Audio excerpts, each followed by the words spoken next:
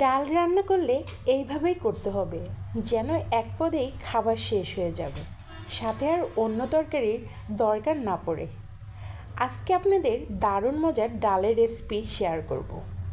প্রথমে তেলের মধ্যে দিয়ে দেবো হাফ টেবিল চামচ জিরা, সাথে 3-4টার মতো শুকনা মরিচ।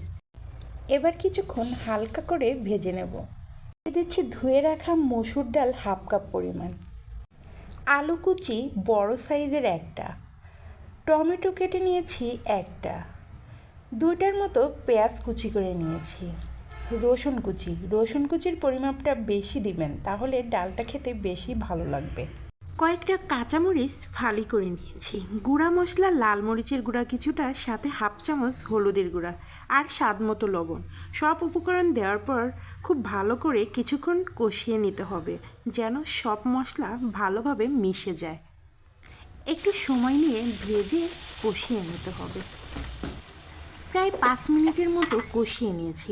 এভাবে ভাজলে ডালের যে কাঁচা গন্ধটা থাকে সেটাও চলে যায়।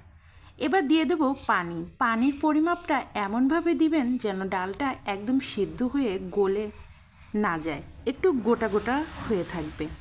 এবার ঢাকনাটা দিয়ে রেখে দিচ্ছি কিছুক্ষণ পরে ঢাকনা খুলে নেড়েচেড়ে মিশিয়ে নিচ্ছি। এখন একটা ডিম লবণ দিয়ে ফেটিয়ে নিয়েছি। এবার তেলের মধ্যে দিয়ে একটু নেড়েচেড়ে ভাজা ভাজা করে নেব, মানে নুডলস রান্না বা ফ্রাইড রাইস রান্নার জন্য যেমন করি। হালকা করে ভেজে নেব, খুব বেশি ভাজার দরকার নেই।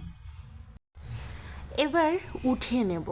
এখন সেই তেলের মধ্যে আর কিছুটা তেল দিয়ে 1টার মতো রসুন কুচি আর 2টা শুকনো মরিচ দিয়ে নিচ্ছি।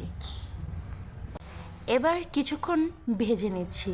ভেজে নেওয়ার পর যখন ব্রাউন কালার হয়ে আসবে, সেই পর্যায়ে আমি কিছুটা পাঁচফোড়ন মশলা দিয়ে নিচ্ছি। আপনারা চাইলে নাও দিতে পারেন, এটা আমি বাগারে ব্যবহার করব। এবার ডালের ঢাকনা খুলে সেই ঝুড়া করা ডিমটা দিয়ে নিলাম।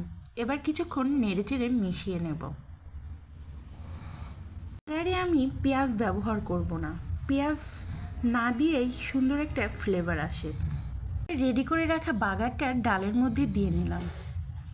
এখন এত সুন্দর ফ্লেভার আসছে, মনে হচ্ছে এখনই প্লেট নিয়ে বসে পড়ি।